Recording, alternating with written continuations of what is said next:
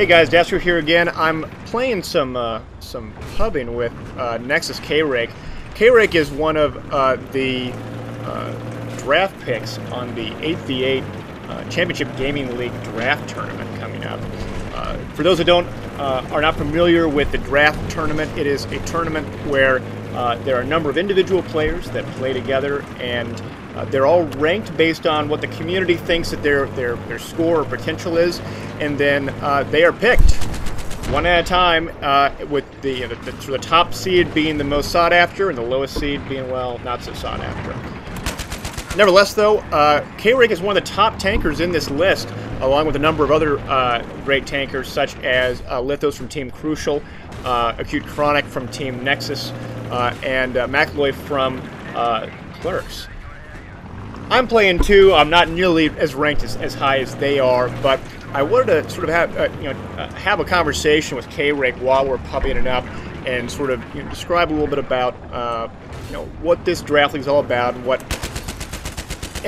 competitive experience K-Rake has, and what he's looking forward to, and that kind of thing. So, K-Rake, how you doing? I'm doing well, daskro. That's cool. Good. Does how long have you actually been playing Battlefield competitively? I took a long break from computer gaming, from PC gaming. I had originally started out playing RTSs, along the lines of Command and Conquer, Red Alert. A long time ago back in the day. My first PC FPS was the original Tom Clancy's Rainbow Six. So I've been playing for a while. I'm an old guy, but I went to college, took a break from PC gaming, and actually played a bunch of Halo back in the day. Got a real job, had enough money for a computer, and actually came back in and played a bit of Modern Warfare 2, and that was my reintroduction to PC gaming. After that, I got into a little bit of BC2, and that was actually my first foray into the Battlefield world. And I actually played a bunch of infantry in that. I mean, I was a big infantry guy. I played and so I had a friend from college who played BC2. Got in there, played a lot of hardcore Rush, and that's actually where I learned about Battlefield from him. Played with a pub clan. Hey, there's a guy at 5 o'clock, and you see him. While we're fighting this guy slowly, what's he doing? Get a good shot on him. Oh, yeah. Are we gonna get this? I hope we do. Hey, Good Bill. repairs on you, and we got this. Tell me. Oh, Engineer, there he is. Popping out. I can't hit him. Got him. I'm repairing you. Tell me, how was it for you to sort of transition from consoles with Halo all the way to Battlefield on PC? How was that? I mean, the same skill sets are there in terms of how you think and how you approach the game and how you sort of play. BC2 was a lot more infantry driven than what I consider BF3 to be. So the transition there was pretty easy. And compared to Bad Company 2 was really infantry centric. Did you play much tanks in Bad Company 2? I played a little bit. I love playing engineer. I love the AT4 as most people did. I really wish that was something that was included in this game. But yeah, I love playing anti-tank, playing the AT4s, and that's where I sort of made my niche in that game. And in that respect, being very infantry heavy out the start, and then transitioning to tanks, what was the biggest difference that you felt when you're becoming a tanker from being an infantry guy? Did you find yourself playing differently, or viewing situations differently, or receiving information and differently in that respect? Back out of here real quick. Oh, we need to get out of here. I'm gonna try to get this guy out. I got him. Two behind me. Yeah, one guy on F point, and I see another guy to your right. And I'm gonna go down. C4, yeah. Oh, but I go down too. Yeah, I mean, in terms of the transition from an infantry to a tank perspective, I mean, what I learned towards the end of BC2 was, I mean, you've got to, if you're gonna survive a lot and play well, you've got to stay alive, and sort of that philosophy, that not pushing objectives too quick, when you want to win, when you're not just messing around, is a huge part. I mean, you've got to. I mean, I played hardcore rush, so people could only spawn off you if you were alive. And you know, staying alive as a spawn point became a huge part of your tactic. In terms of bettering your gameplay, in terms of making sure you were able to win the game for your team. That makes sense. So having that mindset of, you know, when you're going to take an objective to stay alive, to properly push that, to kill the infantry while your team moves up, influenced me, you know, greatly, and made the transition to armor a lot easier. Now, I noticed by your rank that you have, you know, you're a Colonel level 50, which I think is a Colonel 100. It's the highest rank you can get in Battlefield. What do you think the biggest difference is between pubbing Battlefield 3 and playing it competitively? Is there some aspects to it, or certain variables that are simply there in pubbing and not there in competitive or organized match play, or vice versa?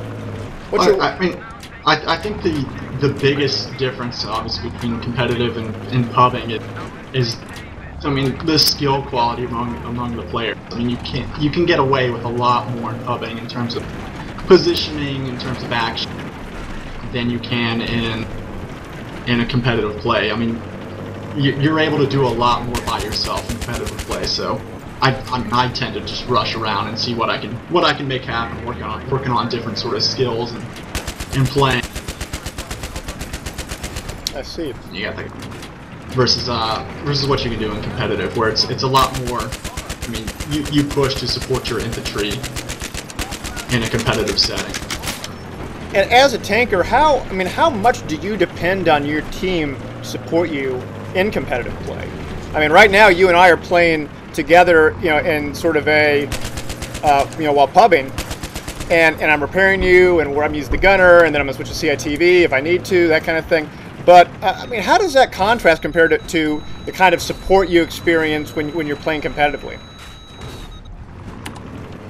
Well, I mean, in terms of just the overall skill level, I mean, you can depend on your team a lot more, which is the biggest thing. I mean, you know who's watching certain angles for you, and when they go down, and what you have to worry about. In pub play, I mean, there's none of that. You're on your own. Like, can you get this chopper? Oh, there's a guy here. Oh no, we were so focused on that chopper that we weren't paying attention, and on the interview for that matter, that we didn't see the dude who is now laughing at us as we were shooting that helo down. I wanted to get that helo shot. I wanted to see that helo go down. Yeah, I wanted it as well. And you know what? You know, we can do that because we're up by 400 tickets and we have a majority of the points, and so that works out pretty well. But let's go to this Championship Gaming League AV8 draft. What if you're talking to someone who has never really experienced competitive gameplay before? Why is AV8 draft significant? Is there anything about it that makes it sort of appealing, or perhaps as a gateway, if you will, to sort of the organized match format of competitive Battlefield 3? Well, I know when I got started in the Battlefield series, I was very fortunate that I found a pub clan who actually had a guy who played in BF2 for Team Warchild and Organic. Oh, was yeah? actually able to, yeah. Very fortunate that way, so. Locked by Soflams. Ooh, I got a kill on him. Oh, he's low. Yeah, let me deal with all these guys and I'll Oh, they're bailing. talk again. Yep, no problem. One thing that I like about the idea of Draft League is that you don't have to be necessarily aligned with any particular gaming team or platoon, but instead you can find a group of guys that will pick you at random, and you get to play with them for 4 weeks, and all these people are going to be competent, or going to have a proficiency within Battlefield, and that's really good. But at the same time, you get this opportunity to sort of deal with these new players and learn how they play and how they operate, and then nice shot, and then from there, oh, we need to back up. There's a lot of guys here. Whoa. Nice shot. There's still 2 are left. 1 up the ladder. He's down. Yeah, I think we're clear. I hope. Nope. Oh. 1 more guy left still. 2 guys left. Yeah, it's tagged right there. Got 1. Alright. Did you get the other one? Clear. Oh, yeah. Yeah. So what are your thoughts on AV8 draft? Is there anything about that you think is noteworthy? Yeah, so like I said, I mean, I was very fortunate to find a guy who had played competitively before and sort of to find myself, on the way to a top team. Without that, I mean, I probably would have just been pubbing myself and nice landing. But yeah, I mean, I would have been just pubbing this game if not for an opportunity like I was with. So the opportunity to play in an AV8 draft league like this is just huge for somebody who's skilled and just hasn't had the opportunity to showcase their talent. Can you think back, years back before you even played competitively, and sort of think about what mindset you had, or what preconceptions you had about skill and about how you played in pubs, and sort of how that changed when you started, playing competitively? I mean, I think I've always been a... Wow, 2. As soon as I talk, I'll repair. The button. I'll repair. I mean, I've always been a competitive player, and I've always wanted to be the best player in the game in any aspect. When I came to this one, I saw the team I was playing with had a deficiency in tanks, so I made it my goal to become one of the top tankers in this game. And so, I mean, I've always had the competitive mindset, and if you have that as a player, you can easily make the transition into anything you want to do. If you're a winner, behind us. Keep on going, sorry. Yeah. I mean, if you have that mindset, I mean, anything's possible, as long as you have a desire to win, desire to practice, desire to put it in the hour.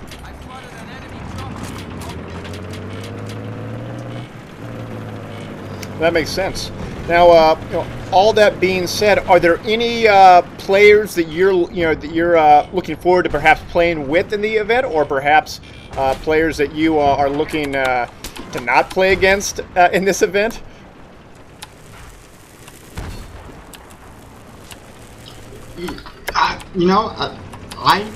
I love everybody in the community. I think BF3 is one of those nice games where community is really nice in whatever aspect. I mean, it's a huge team game. So I mean, I really love all the players, everybody who loves to play this game like I do.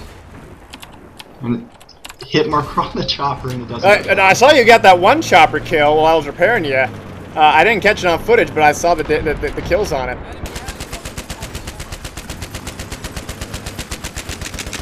Let's see if I can get him. Well, I think we could maybe get this.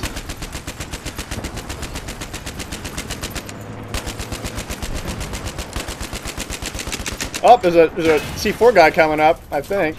Yeah, oh yeah, next to our left.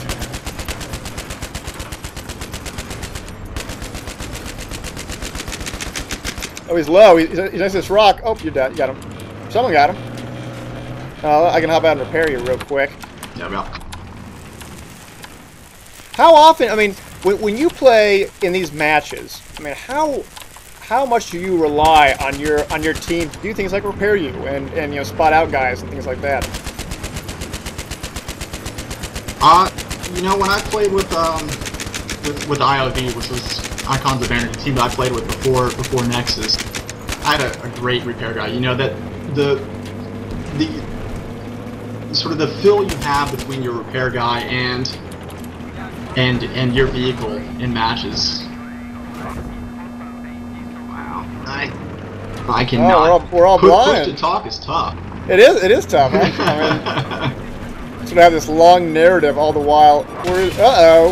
Behind us, up 2 to our left. All right, I got that guy. I'm gonna go to the other one. It's right here. Oh no! Are you dead? I'm dead. Yeah. Oh man, I almost got him. Did you kill him though? You got him at the last second though. Oh man, and I'm gonna go down. And I go down. I get my knife out. Didn't work out. I think that's probably my biggest drawback in my play is the push to talk. To be honest, I need to set up my mic properly so I can spam my buttons correctly. Yeah. But no, I mean, like I said, when I was in playing with Ivy, I mean, the connection you have with your repair guy is just huge. You know what he's going to do. He knows what you're going to do. So whenever you push certain situations, I mean, you know how it's going to go down. I mean, that communication level between who you're working with closely in your squad is just huge. I see that. That makes sense. Let's go ahead and spawn back in, and we're back in. Yeah, what are if there are any individuals out there that they pub a lot and they feel like they're good at pubbing and they want to get involved in the competitive side of things, or at least try something new, what words of advice do you have for them? Is there anything that you could say more than anything else that they need to keep perspective on if they want to get involved or want to try something new? I mean, I think the biggest thing is have an open mind and be ready to put in the work. I mean, everybody's got basic shooting skills. I mean, the skill cap in this game is not as high as it could be.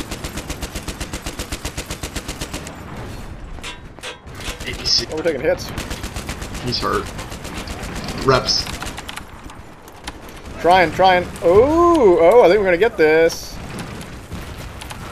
He's disabled now. He's missed. Got a hit on him. Is he down? He bailed. Oh, and I'm down. But you're up, guys, on your right at your 2 o'clock, 3 o'clock. Get him in a sec. As soon as he peeks around.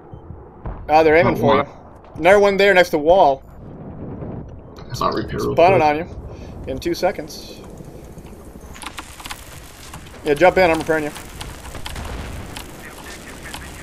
Now that is a good example of what a good what a proficient tanker duo can do.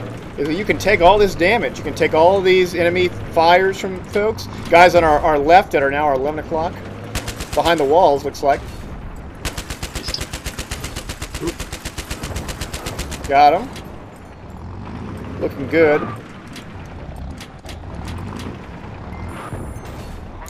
Well, I think we're gonna come bring this to a close. I won't stop the video until we die, and so we got guys on our left and an APC in front of us.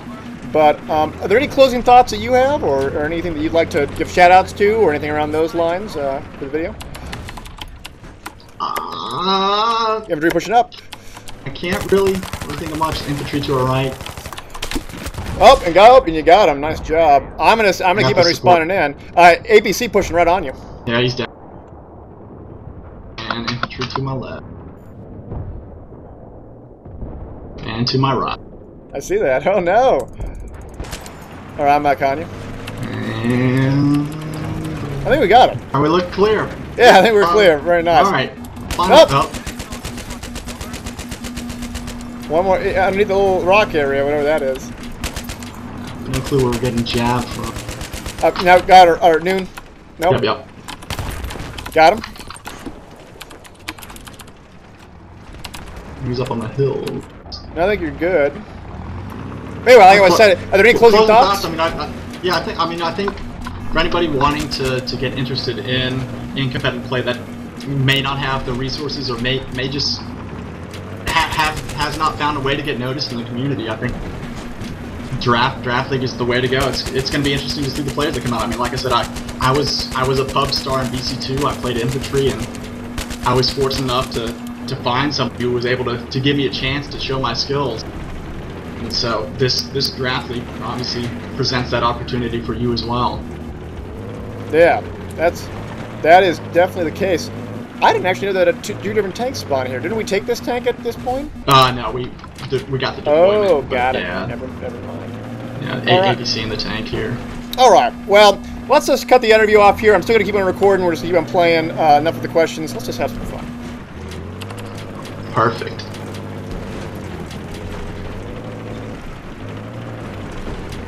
We can push up on B or A, maybe.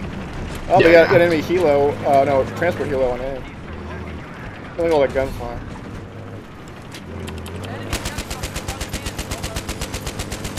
Yeah, he's probably going to drop people off on the building back at E, as they're wont to do.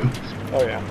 And I remember back in Battlefield 94.2 and less in Battlefield 2, when you're in the gunner position, you could take out enemy jets and helos really easily. Not the case nowadays. I mean, it's just like a pea shooter. Because it actually takes a decent amount of skill to lead, you know, a moving aerial target that's changing altitudes, changing speed, changing trajectory. It's really difficult. And we got an enemy APC on A. I sort of yearn for those old times where you have the SOFLAM at A as well. Sort of those old times where the tank didn't have the gyro stabilized mount, and the tank shell had a low speed and a high arc, and so you really had to aim it high. Well, we are getting locked on like crazy. Help in here, those are javelins. Switch the switch and pop it if you can. I'm popping. I pop it. Switch up. You'll see what and for those that are still watching after 20 minutes, what we did was that he popped his smoke, he got into the commander's seat, and then I popped my smoke, and so it allows us to pop more smoke than what would usually be allowed to do us. It's almost like what the gunner and the pilot has within the attack helo, where you can both pop flares. Okay, Rick, do you like to fly? I mean, I know you like to fly jet on occasion. You like to fly helo at all? Yeah, Good. I think helo is one of those. I think the most challenging class in the game to play. It's one of those vehicles where everybody can kill you. I mean, you've got jets gunning for you. You've got helicopters gunning for you. Helo's the one thing I have not mastered. I'd love to play, and that's going to be the next thing I sort of work on. And like I said, I love playing the game. There's so many different things to get into. And that's one of the things that I really like about Battlefield 3 is that as a player, you don't have to be an expert at everything. You can be proficient at one thing, and you can focus on that. And if you're good at it, you can help your team immensely. And if you can find that right mix for your players, where looks like two guys on this behind orange crates. If you can find a team that can complement your skill set, I'm going to repair you, guy behind you. Repairing. C4 coming up on me. Oh, shoot. I'm down. Well, he goes down. I'm going to kill this guy. And I go down, but nonetheless, thanks, guys, for tuning in. K-Rake, thank you for tuning in. This was a lot of fun. And I am going to be showing some footage here and there in the next coming weeks as this draft league gets started, featuring me, hopefully featuring you and a few of the other the well-known players that are competing in this event. So all that being said, any last words, K-Rake? I've said enough. All right.